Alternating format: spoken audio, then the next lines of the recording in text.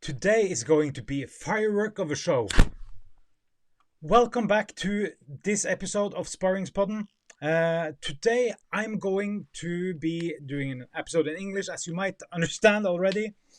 I am going to talk to a man that was introduced to me by critiquing PewDiePie.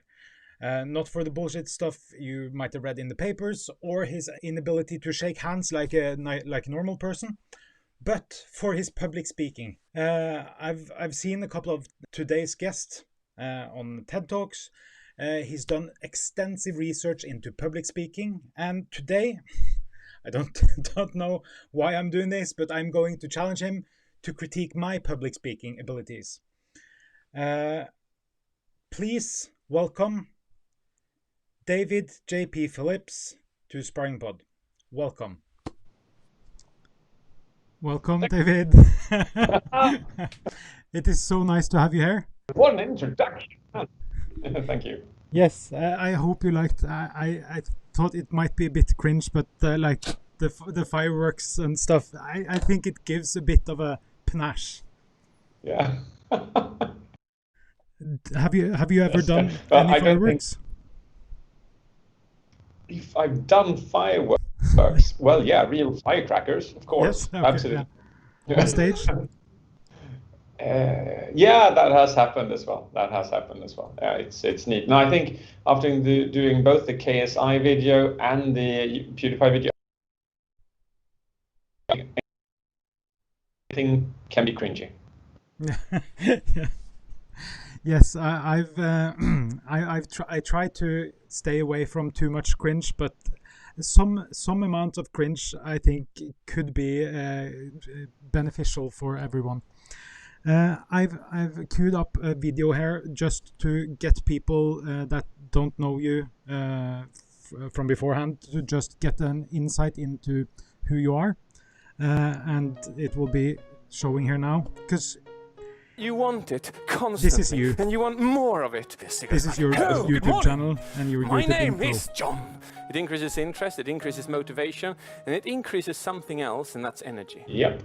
In an Excel matrix, You have go done, through. Do you fulfill number 1, 3, 2, yes, 4 7? TED Ooh, Talks. good. These two muscles, at the same time, you produce what is called a Duchenne smile, a genuine smile. Yeah, that's Can you me. relate to these things? Your focus went just up in more, your just to creativity is going ask wild. about What that happened in the room while is this the true goes. story. Because your main thing, as far as I've seen, is that you have done like a really extensive study into like 5,000 public speakers. Yeah. How did you begin to think that was going to be a cool thing? I never had the aim of actually turning it into a product of any kind. It's just a thing I did when I started coaching people. Like if I were to coach you, I would find things that you do which are great and stuff that you do which you could improve it. Yeah. And then I started to see patterns between people, that I saw some doing this, some doing that, and they were differently good on stage. And I thought, my God, wonder if I can just start to index this. So I just started writing these details down. And then after a while, I found a couple of more, and a couple of more, and a couple of more, and a couple of more, and then just built on. And then I think when I was about 90% ready, I thought to myself, maybe other people could enjoy this as well. So it was basically just for you, and just didn't we have another Swedish fella that liked indexing things? Linne, the guy who started the botanical indexing system. Oh yeah, Linné, yeah. Yeah, Linne. Right. He was also Swedish, wasn't he? Aha! Yeah. But you did it with public speaking. That's good stuff. So you have indexed a lot of public speakers and found out like the nuggets of good things that they are doing, and you have put them into a system. What was the thought process behind the system, and what did you want to achieve by doing it? I thought it was about time that somebody actually produced a system which defined every single skill a user uses when communicating. And I think I found 160 skills, main skills, and about 200 sub skills. Varies depending on how small they were, but all in all, I turned that into 110 main skills with loads of sub skills in them. Yeah. And it comes down to the simple equation that when you look at a person on stage, and the more they fulfill, the more brilliant they are. And by doing that, you can systematically improve, or even in like just human communicator with your partner and kids. So it also works in relationships with the wife and the kids. That's good. Oh yeah, that's perfect. What is the? But you do more than categorizing speakers. What? Because when I contacted you, I thought you were just, no offense, I thought you were just a YouTuber that did a cool video on PewDiePie, and when your team reached out to me, I was like, whoa, this man has a whole company and he's done a lot of other things than just YouTube. How is those two worlds colliding for you right now? I think it's beautiful. So yeah, I've been doing this for 12 years, and I've been traveling the world, delivering keynote speeches and coaching people all over the world, CEOs and top professionals in most different categories. So the reason why I went into YouTube is because I have this vision, this purpose and mission that I want to give free communication skills and self-leadership skills to all youths, teens, kids in the world. And it's just my son then came to me, he's 21, and he said, all right, you know what the thing is? What you need to do is you need to become successful on YouTube. And I'm like, gosh, you know how hard that is? And it takes decades to build a fan base there. And he said, I've got a plan. And he's a pretty intelligent chap. So he's got this like 8-stage plan. And this was the first one. This is step number 1. And I remember when he said, do a reaction video on PewDiePie. And I'm like, I'm not going to do a reaction video on the king of reaction videos. You just don't do this to me. And after a while, he just said, do you trust me? And I'm like, okay, I do. Me. Yeah, and he was right. Yeah, because you have blown up totally on YouTube at the moment. Yep. It went from, I think, how many subscribers do you have now? It's like... Yeah, I think I had 8,000, 9,000 when I did the PewDiePie reaction video, and then 4 weeks later, I have 103,000. Which is quite sick, actually. All you should take it.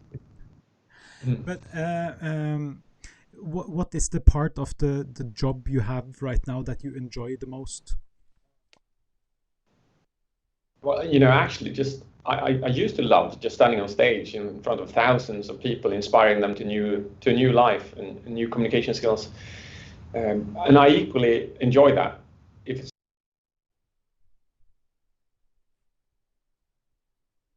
able to just let loose on YouTube is incredibly entertaining for myself.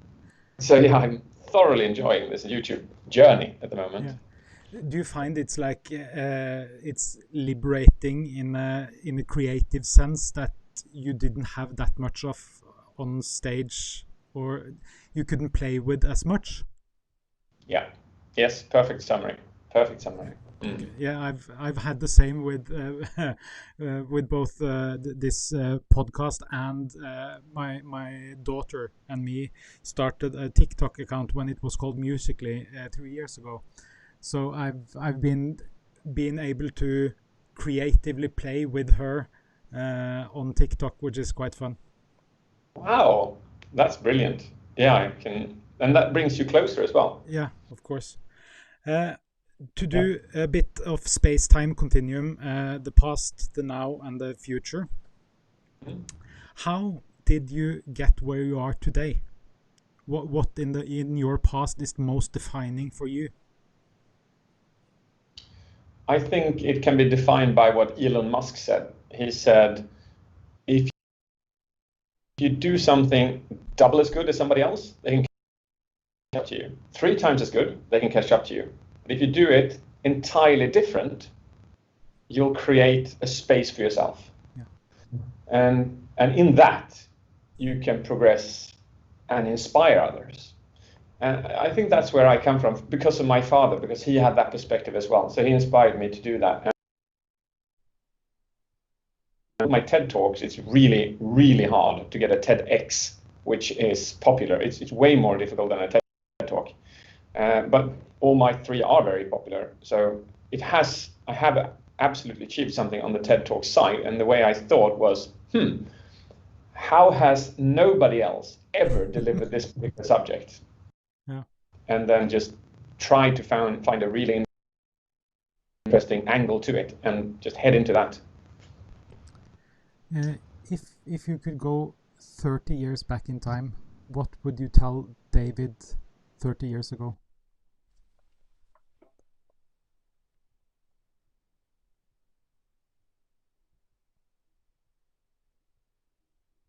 Don't worry.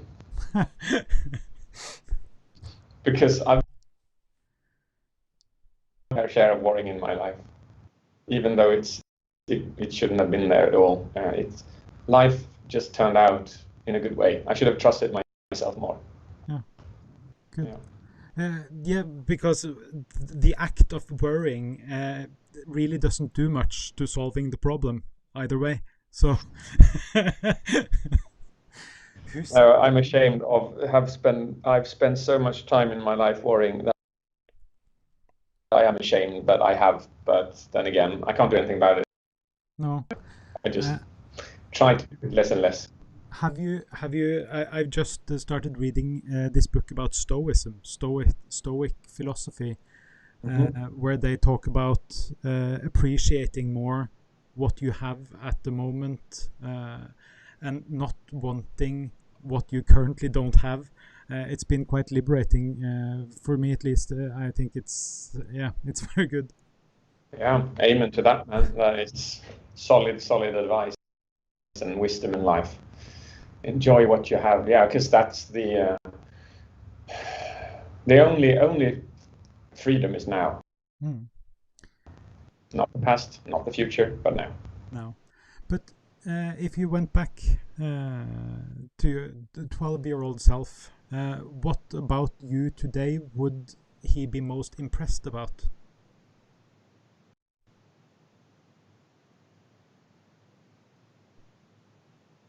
I think that I did it my way. I think so.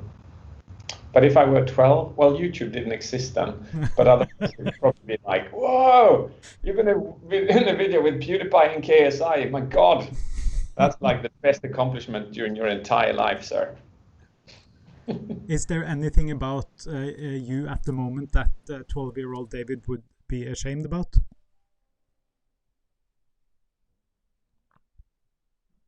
I would.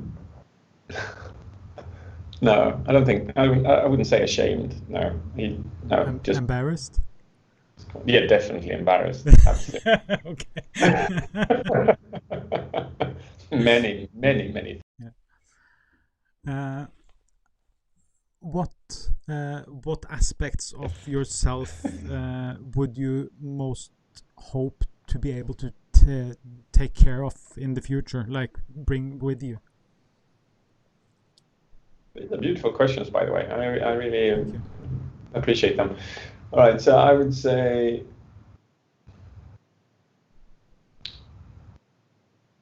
I think my view on life and laughing and smiling. I love it. That was my space-time continuum part. I have a couple of questions regarding your university, but before we get to that, I would like to see if you have like a process or ritual or anything to come up with ideas. To come up with ideas. Yeah, sure. Yeah, I've got a very good chain process for that. So the way I do it is I get my brain as a computer, a pretty slow computer to be a computer. But anyhow, so if I know that I'm going to do, I need to create something in like 2 weeks from now. Yeah. Yeah. Then this week I'll be starting just thinking about it, just waking up my brain around it, right? And then next week I will be diving into that content from every kind of perspective. So I'll be reading blogs, news articles, science articles, and watch YouTube. And for each idea I come up with, I would write them down in Evernote, or the old Wunderlist or something like that. It seems like my brain just becomes focused on, oh, I need more ideas for this, more ideas. And then 2 or 3 days, my brain is just boom, boom, boom, boom, boom, boom, boom, boom, boom, boom, boom, boom, boom. And then at the end of that week, I'll just stand in front of a mind map or a whiteboard and look at my phone on Evernote and just draw everything that I've written.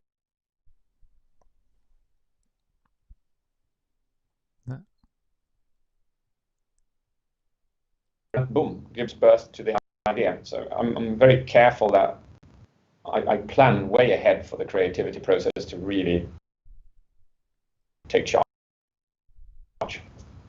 Yeah, it seems like you actually, you're one of the first people I talk to that actually have a process that is conscious and planned out, which I find to be really refreshing. What would you say is the best idea you ever had?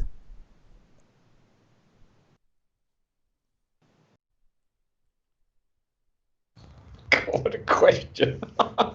What's the best idea I ever had?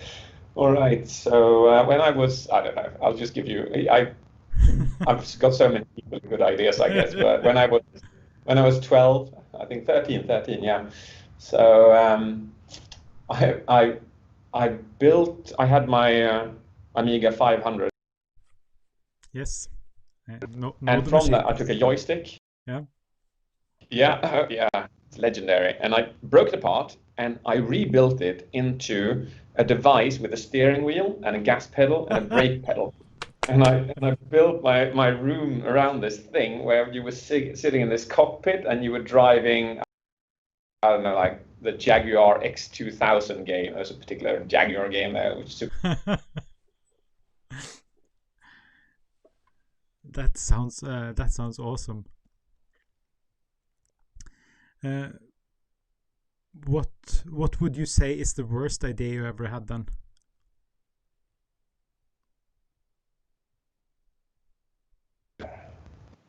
Yeah, I just looked frozen, but I'm back again.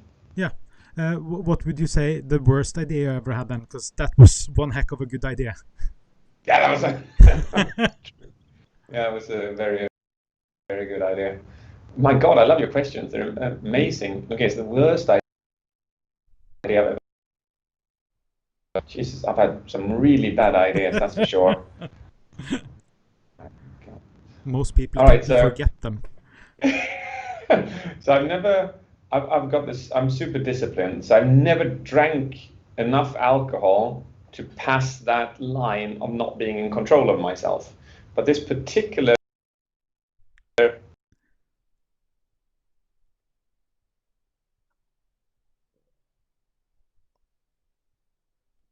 happens when you pass that barrier of not having control. Mm-hmm. So I simply came to the point where I knew that if I drank more, I would go beyond that point. And I just emptied one champagne bottle. And then what happened was super interesting things. Like I started to have double vision, which I thought that was a joke, but you actually do get that. And I remember myself trying the double vision things. I went to the toilet and I saw two handles to open the door. So it's one to the left and one to the right. And I was like trying to analyze which one could be real. Like, is it the one to the left or is it the one to the right? So I grabbed the one to the left and that was the wrong one. So I smash into the toilet door with my head first, and I lie outside of this urinoir, and that was not my proudest moment. But I got to experience it, and everything was okay that evening. I wouldn't suggest this to anybody else, but that was a very bad idea. But I have to say also, to have experienced some of that with alcohol, could be for adult people, of course, could be also experience you could take with you in the future. Oh yeah, true, yeah. I've probably got worse ideas than that, but yeah, we'll leave it at that. But how did you use this process you have when you came up with the JP University idea? Yes, I would say so. Absolutely, it would have come from such a process. That process was way longer than 2 weeks. I was like, how can I build an entirely unique way of learning? In 2 weeks, figuring that out. Yeah, because that took 2 years. You've been working a lot with e-learning. Yeah. Yeah, I've worked 3 years, 4 years in a big Norwegian company for e-learning. So I've had some time working with LMS systems and stuff like that. And I have to say, your let me just see if I can drag it up on screen here. We can see it together. 2 seconds. Because it is quite something else. It's not like most other learning management systems. Yeah, here you can see it. Yeah, no. Yeah. Here you have like a visual representation of all the different things. How did you come up with all of this? Well, I guess I can't really say a straight answer to that question because there was things involved in it, but I guess I've always been inspired by the periodic table. So I like the idea because that gives you such an amazing overview in a way that very few overviews do for you. So I built that from that. And then I love Lego, and I love the idea of atoms and Lego, that you can take any bit and build anything. So I thought, yeah, that could be cool. So let's combine those two things from more or less nature, and the periodic table with the feature of atoms, and just build a matrix where you can go in and learn whatever you want to, whenever you want to, in bits with gamification. Celebrate your for a better diploma. But it also reminds me a bit about Zettelkasten. Do you know the term? Nope. What's that? Zettelkasten. It means a slip box in German. It's basically a knowledge management or note-taking system used in research and study, where you take your knowledge and you try to break it down to the smallest amount, like from the periodic table, for instance, and then you can link between the different kind of competencies and stuff like that. It's quite. I've just started looking into it, and it's really interesting. And when I was doing research on on you and JP University, I really got the feeling of Zettelkasten, like you have broken down competencies in smaller bites, and then being able to kind of take it in smaller amounts, if it makes any sense. Yeah, that makes a lot of sense. Yeah, do send me. Looks like still I'm not catching the spelling of that, but yeah, send the link. I'd love to have a look at that. After, yeah. Now we go to something I'm a bit worried about. I will show you my. This is my introduction to my e-learning course. It's in digital marketing. It will be in Norwegian. which you understand. And my challenge to you is to give me feedback on it afterwards. So now, hopefully it will not be too cringy. Velkommen til digital markedsføring. Dette er kurset for deg som allerede holder litt på med digital markedsføring, og som ønsker å få en litt bedre innsikt. Hvis du har boostet eller fremmet et innlegg på Facebook eller Instagram, men gjerne vil dra litt mer nytte av hele annonsesystemet til Facebook, eller forstå forskjellen på betalt og organisk søk, få bedre forståelse av målretting, måloppnåelse, konverteringssporing, da er dette kurset for deg. Digital markedsføring er full av amerikanske forkortelser som SEO, CPC og CTR og sånt. Jeg kommer til å bruke de engelske begrepene og forkortelsene, for det er de du kommer til å møte på om du søker opp informasjon etterpå, men slapp helt av. Jeg kommer til å gå gjennom alt av ord og uttrykk og forkortelser underveis, så det skal forhåpentligvis være forståelig. Jeg heter forresten Hallgeir Gustavsen. Jeg er daglig leder og kreativ rådgiver i Vekora, som er et digitalbyrå. Vi hjelper folk som deg med disse typene utfordringer hver eneste dag, hvor vi hjelper med alt fra strategisk perspektiv på hvor skal jeg plassere markedsføringsbudsjettet mitt, hvilke kanaler bør jeg velge, og hvordan legger jeg opp annonsekampanjene mine. Hvordan kan jeg vise at kampanjene har vært vellykket, til mer sånn operasjonelle ting som hvordan skal annonsen min se ut? Kan noen skrive oppdateringer til Facebook, eller generell aktivitet på sosiale medier? De erfaringene jeg har gjort meg med digital markedsføring siden 1998 og frem til i dag, er grunnen til at jeg har laget dette kurset. Skal begynne nå å snakke litt om hva digital markedsføring er, hvorfor jeg foretrekker den måten å markedsføre på, og hvordan jeg liker å måle effektiviteten av markedsføringen jeg jobber med. Nå har du fått et inntrykk av hva dette kurset inneholder, og om det passer for deg. Det håper jeg at det gjør. Hvis du kan leve med at jeg snakker til deg i noen timer fremover nå, så lover jeg at du kommer til å lære kjempemasse. Og husk, du kan sette meg på pause når du vil. Jeg derimot må leve med meg selv hele året. I neste leksjon skal jeg gå mer inn på hva som ligger i... Yeah, so I found it to be quite cringy to watch it with you because I was focusing so much on your face, trying to read emotions out of it. But yes, that is me. All right, awesome. All right, and you want feedback on that? Feedback on that, yes. Okay, well, a couple of things I just picked up was looking at your delivery, body language. You're doing some small hip movements left and right throughout the video, nice. And that can be a signal of uncertainty.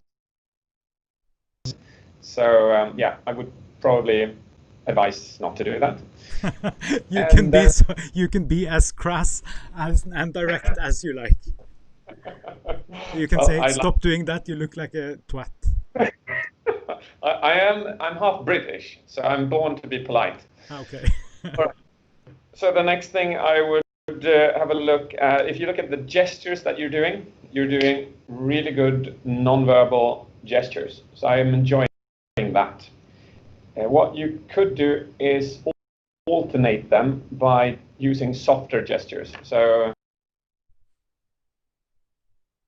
distinct all the time, which makes them a little bit choppy.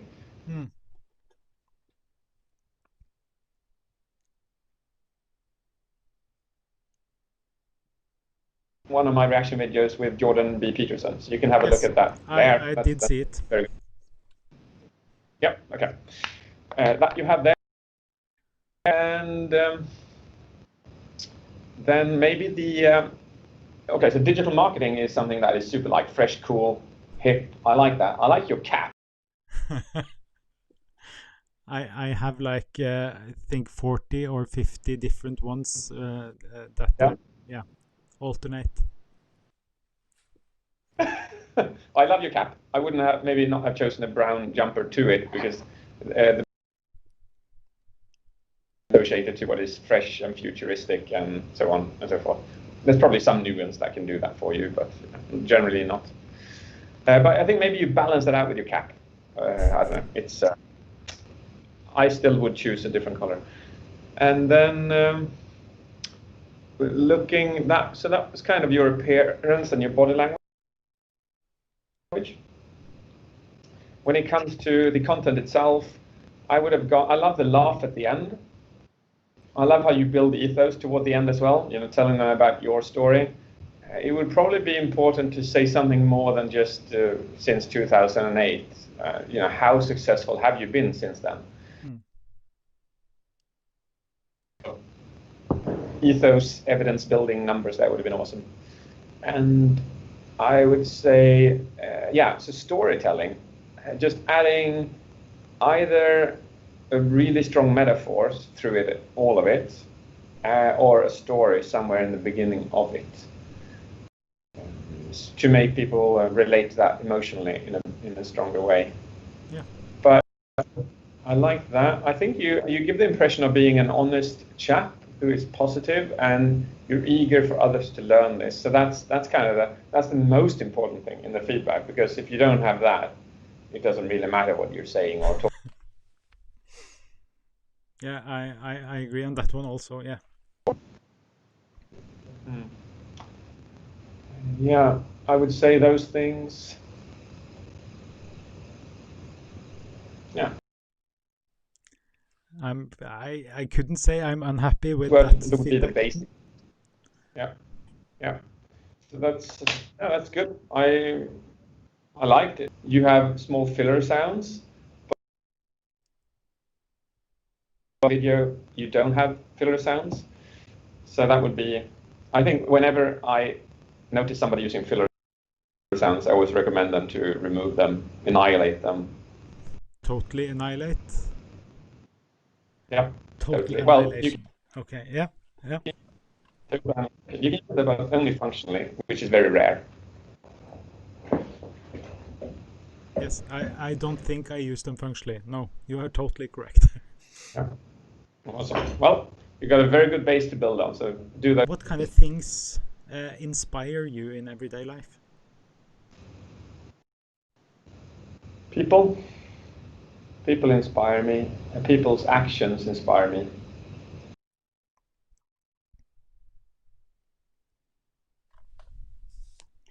What kind of actions do you look upon as most inspiring? Like in a work setting, family, what kind of things? I think the one thing could probably be that people who unselfishly want other people's best interest. I'm so inspired by that. That is so incredible how people kind of give up themselves, and not give up, but they give from themselves to lift somebody else. I like that. And I like what you did with the questions earlier, because they were different. So I do a podcast like this twice a week from different parts of the world, and the questions are very similar all the time. But I like you had some really intriguing questions there, which nobody's ever asked me before, and I enjoy when people think differently. That inspires me as well. Cool. Yeah, the mission behind my podcast is kind of just to find interesting people and find out why they are interesting. And I find that I can do that if I ask them the things I wonder about, not what you should ask people in an interview. And before I forget, one of the most important questions I have in the whole world, according to my wife, is where did you get the tapet behind you? Wallpaper. Yes, the wallpaper. That is, according to my wife, the most important question I can ask you. Yeah, she's right. I think if I had like really weird wallpaper behind me. Okay, so the story of this would probably be something in the likes of that. Yes, I am half British, and this looks like one of these aristocratic, yes, reddish, dark. Yes, I could have gone with green as well, or dark blue. Mm-hmm. And then in the living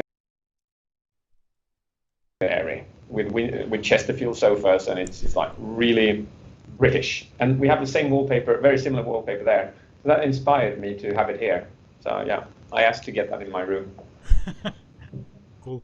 But it's not like IKEA or anything like that. It would You be, can send me a link to where you bought it. yeah, can't remember. What what do you think that you do that inspires others? I don't know. I don't know really. I think I get a lot of feedback on stuff that is inspiring for people, and they're inspired by I guess Jesus Christ, could be lots of stuff I get feedback on. I don't know what unites. If I were to guess, just from my experience with you already, is the human connection that you offer in meetings with other people. But that would be my guess.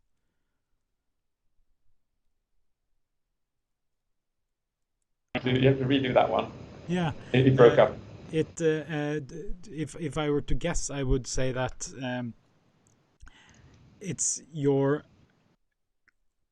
interhuman communication, like the totally the most inspiring things you do are the way you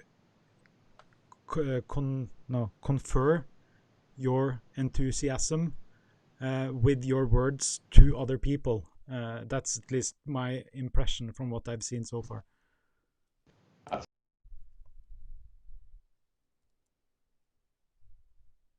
Stuff that I hear. Thank you. You're a wise man from Norway. Thank you. Now I have 20 quick questions. The answer doesn't have to be quick, but they might be. What is your most marked characteristics? Blah, blah.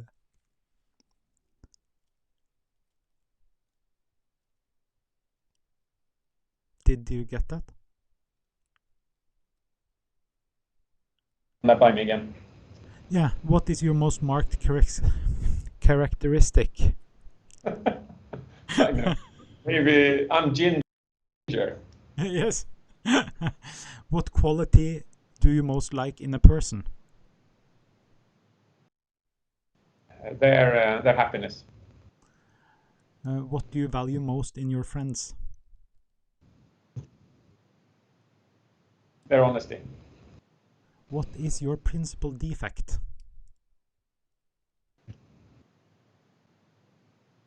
I can be too analytical and not emotional enough. What is your favorite occupation? Spy. Good. What is your dream of happiness?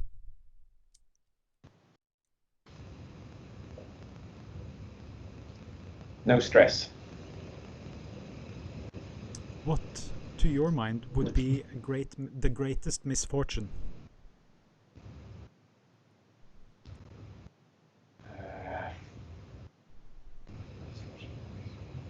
Say that could probably be. It's got to have something to do with human mankind. Maybe, re-electing Trump. How would you like to be remembered? As the person who initiated free communication skills and personal development training for all kids on Earth. In what country would you like to live?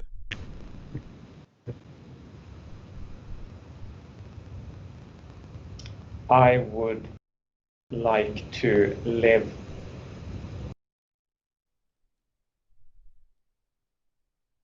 to the Maldives.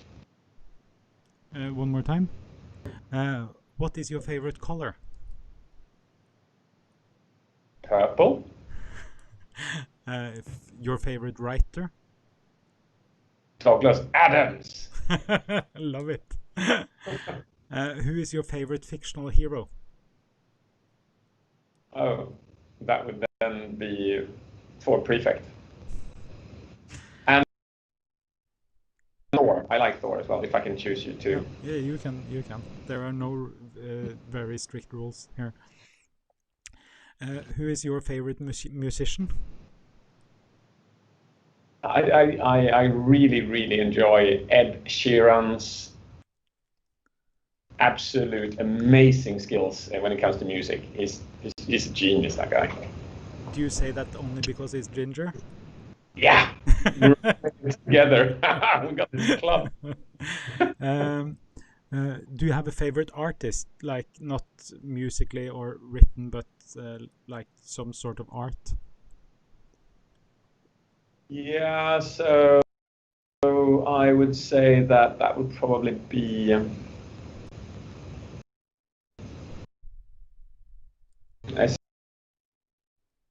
painter called Constable.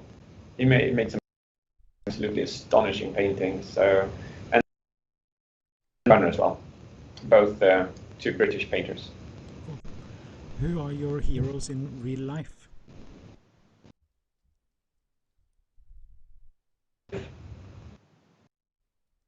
And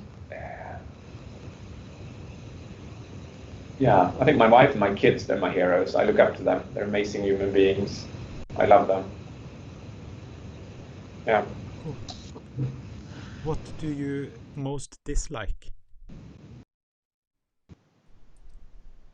I really, really, really, really dislike the bad traits of humanity. Like egoistical people, selfish people, people who harm other people in their own interest, and so on and so forth. Ugh, it makes. What historical figures do you most despise? Oh my God, the list is endless. Of course. Jesus Christ, I don't think they're my name even, but you know the drill. Yeah. What natural gift would you most like to possess?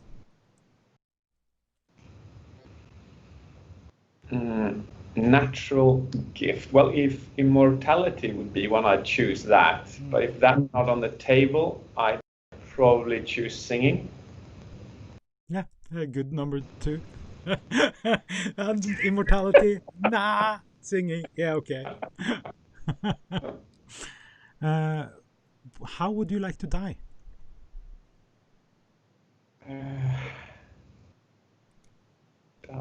I'd like it to be painless, and I'd probably like to. I think I'd just prefer dying in my sleep. That seems like the most just best way.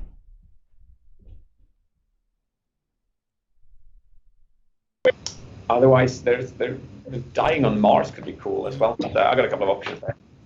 Yeah, you could also try to go as like a 2,000-year-old public speaker that has done not only 5,000 public speakers, but 50,000. But yeah, what vice do you have that you most like to give into? Oh, gosh. I would probably say that could be licorice. Well, with that, I would have to say thank you so much for joining me today, David. If you would stick around 2 seconds, I have a link to share with you, and it was a pleasure to have you here in my studio, and I hope to talk to you again sometime in the future. Thank you, Holger. The same to you.